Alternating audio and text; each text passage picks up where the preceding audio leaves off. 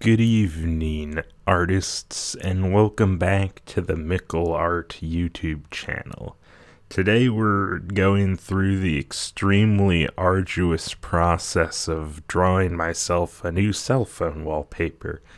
But before I give you any more information, let's just get into it. This was probably the most indecisive drawing that I've ever done. I started out by gathering these references, and I had this one with a bridge, and I thought that was really good. I really liked the bridge, so I knew that I wanted to include a bridge in the scene.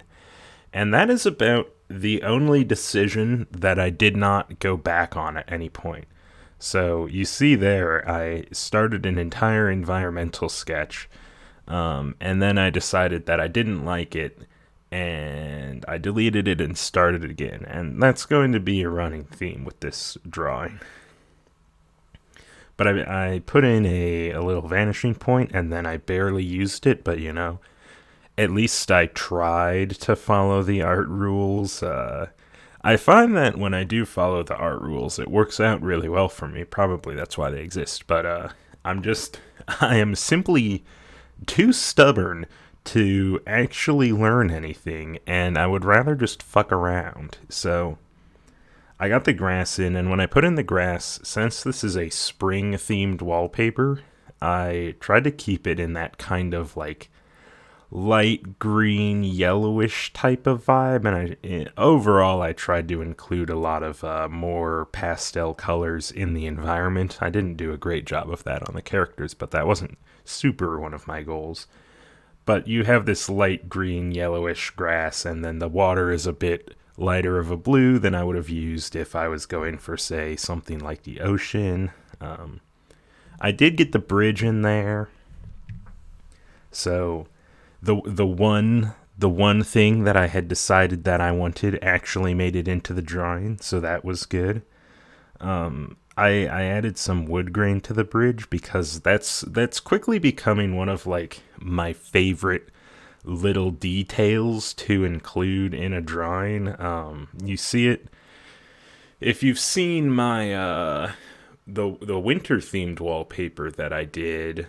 There's wood grain throughout the whole little log cabin on the background, and I was very proud of that when I finished it. And this is one of my favorite things that just kind of like it kind of takes the environment to the next level, if you will. I decided to go ape shit on details. I know it's not that detailed, but for me it's pretty detailed. So I added little rivets and screws and whatnot into the bridge as well. And then the next thing was to, well, actually the next thing is to decide that I don't like it and start over again. But I added this path because it didn't make sense for there to be a bridge without it being connected to a path. And then I added reflection in the water underneath the bridge, because that's another one of those details, if not necessary things, that really takes the drawing up from being kind of cartoony up to a little nicer, It just makes everything a little bit better. And then I realized that what I did didn't make sense, so I fixed that. And when I did, I just drew the bridge again, and then turned down the opacity. If you saw it flashing then, that was me going through every blending mode because I didn't know what I wanted to do. And then I decided I didn't like that, and I started over. So this time I put the vanishing point in the middle of the canvas. Psych! I decided that I didn't like that, and I returned to the first one. So I did some trees off camera, and then this part was just adding more and more trees. I wanted to keep them all very like light and pinkish, which I guess I'm going for cherry blossoms here. But really, the trees that I see in spring mostly have white blossoms, so I did try to incorporate a lot of the white ones or like light pinks as well. But mostly, I kind of just tried to keep things pink and light and pastel. There's some more purpley ones in there. There's some more purpley ones in there too, you know. It's all good. It's all just like bright spring colors. I did do a little copy and pasting of the trees because I feel like if I mirror them, then you can't really tell. Additionally, I put this little like blue filter over some of the trees to try and make them like fade into the horizon more. That's something that is observable in real life too.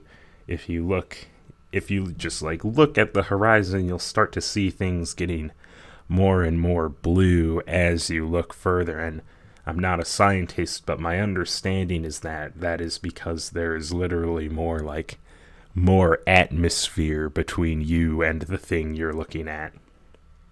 I also stuck some trees like behind the horizon here, and I'm thinking I'm not sure if that's actually a thing that's like possible to observe in real life, but it's here and I liked how it looked, so I just decided to go with it. And then I tried to copy and paste a tree and make it much bigger, but then I decided I actually had to try, and I did it myself.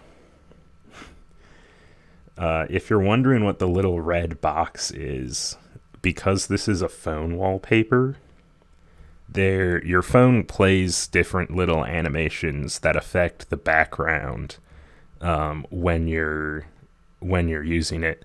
So for example, I have an Android. If you hit the little square button, it'll zoom the background out a little bit when it brings up all of your background apps. And what that means is that when you're looking at it just normally, the photo is zoomed in a little bit. And obviously, that annoys me to no end. So what I've done is inside the red box is the safe area, and I want that to be, everything important has to be inside the safe area. Because one time I drew myself a wallpaper where I had like a really, really close up of the characters, and then when I put it on my phone, it was slightly zoomed in and it was cutting off parts of their faces, and I was like, hey, what's this? This isn't the drawing that I created. It's wrong. It's zoomed in, and it's also blurry because I didn't know that I should be working in a larger size than the thing I actually needed. So what ended up happening was that I went back and I just kept sending it to my phone over and over again, trying to find out like where exactly the border of what was shown on the screen when it's normal was. And then that was so annoying. I really learned my lesson from it, and I created myself a little template. And of course I'm going to have to change it again when I get a new phone, but for now, this works just fine. After that, it's time to put in the sky. I wanted this to be set during morning, and it was a bit of a challenge to try and figure out how to differentiate morning from evening, because they are essentially the same thing except with the sun on the opposite side. But you can't tell what cardinal direction we're looking at just from the drawing. So what I did was, people are usually awake for the entire sunset, which means they can see the sky get all like dark and peachy and purple and whatever, but people don't, at least I don't get up until the sunrise is at least like partially done, so that there's just a little more yellow in the sky than normal. So that's the kind of vibe I went with. Here with the characters, you can see me being indecisive again. I didn't like my sketch of Theo, so I decided to redo it, and then I didn't like that, so I was like, alright, fuck it, I'll do a gesture sketch. And then I didn't like the gesture sketch, so I went back and I said, okay, I'll figure out the legs later, and I'll just work on the top half for now. So I did that for a little bit. And then I had to mess with his face a bunch too, because it kept looking wrong, but fortunately I did get it to look correct eventually. And then I came back. I had procrastinated long enough on the legs that I was able to come back and actually do them. And then I just kind of, I also walked back his entire outfit too. He had a striped shirt and shorts, and then in the final one, he has a plain shirt and plain shorts.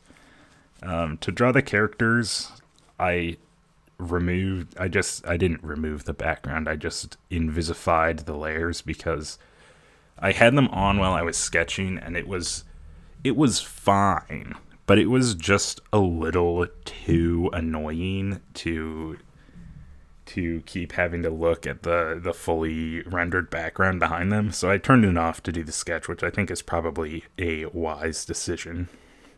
But then it was just a matter of putting in all the colors. And I did this drawing in like 18 million different sittings. I'm pretty sure it took me 9 different sittings to finish this drawing because I kept being like, no, I don't like that. I'm gonna start over on that part. And I think because I kept doing that, the drawing took me somewhere around like 5 hours or a little over 5 hours in total, which is an absurdly long time. It's definitely more detailed than I usually go for, but even for me, 5 hours is quite a long time, and I'm a slow artist, so I was like, wow, I really need to actually make decisions and not just decide to restart over and over and over again. But once I had the background done, and once I had all the sketch parts done, oh, this foot was also a nightmare for me too. No matter what I did, I couldn't get it at the right angle. But aside from that, drawing the characters and getting them painted in was kind of a breeze, which was quite welcome at this stage of the drawing. Like 4.5 hours in, I have one thing left to do. And I just sat down and was like, okay, well, it's time to just bang this part out. So I got in and I kind of just used my usual method, which is building up shadows and then going back and doing highlights. My approach for shadows is you just keep adding them until you're like, damn, this needs some highlights, and then you start adding highlights. But one thing that did happen while I was working on this was, even though I was getting close to the end, it was not without complete tribulation, because somewhere through shading this shirt, my entire computer shut down on me. And the fortunate thing was, I think we're gonna see it in a minute here. It didn't. I only lost a little bit of work because I'm a saving freak and I hit Control S every time I take a breath. I do that shit like an RPG, baby. Just like save it. Nah, save that shit again, even though you don't need to. Yeah, I'm pretty sure the crash happens there. Yep. So I finished shading Winston off camera because I was afraid it would crash again, but I came back to do Theo because I thought it would be okay. And also, if you don't know the names of the characters, they're the characters in my webcomic, Winston and Theo, which you can read on Webtoon, and I highly recommend it. No, I'm not biased, I only created it. But I've been doing seasonal wallpapers with these characters for a year now, I guess. No, just under a year, because I started it last summer. So, for just under a year, so that's fun. But I came back, and I just kind of did my best to finish it up. And I think we're getting almost to the end. I know I did try to add details in their clothes and stuff, and afterwards I did a lot of futzing around with tiny details that probably don't make much of a difference, like that adjusting the height of his shirt and stuff. But when you look at it for so long, you just kind of start second guessing yourself so much that you're like, okay, I have to go back and change that. It's wrong. So I did try to do some canvas flips. I probably didn't do it enough. Yeah, like here I'm adjusting the size of his head in a way that makes almost no difference, but I guess it was worth it because I did like the change that I made, so there is that. And then, yeah, I just finished up with the hair. I tried to make the highlights a bit more yellow, which we'll see in a second. But I didn't want to. I didn't want to start getting close to being done and then start slacking because I wanted to be finished. Because I really want my wallpapers to turn out well because I'm gonna have to look at them for a whole season. So I tried to. I tried to incorporate a little more like yellow here and stuff, and then after this part was done, I think I went back and changed it to a different color retroactively. Yeah, it was just a matter of getting in little details and finishing up. And then that's the completed drawing, which I am quite satisfied with. I retroactively, I would have liked to have added some more trees, but I think I'm going to call it done for now. One thing that I was worried about was that you wouldn't be able to tell an improvement in like my digital paint style before or over the course of a year, but then I went back and I looked at the wallpaper I did in summer of 2021, and this drawing is like a lot more crisp, I guess. So I was very pleased with that. And overall, yeah, I'm real excited with how it turned out. I already put it on my phone. I get excited every time I unlock it. It's great.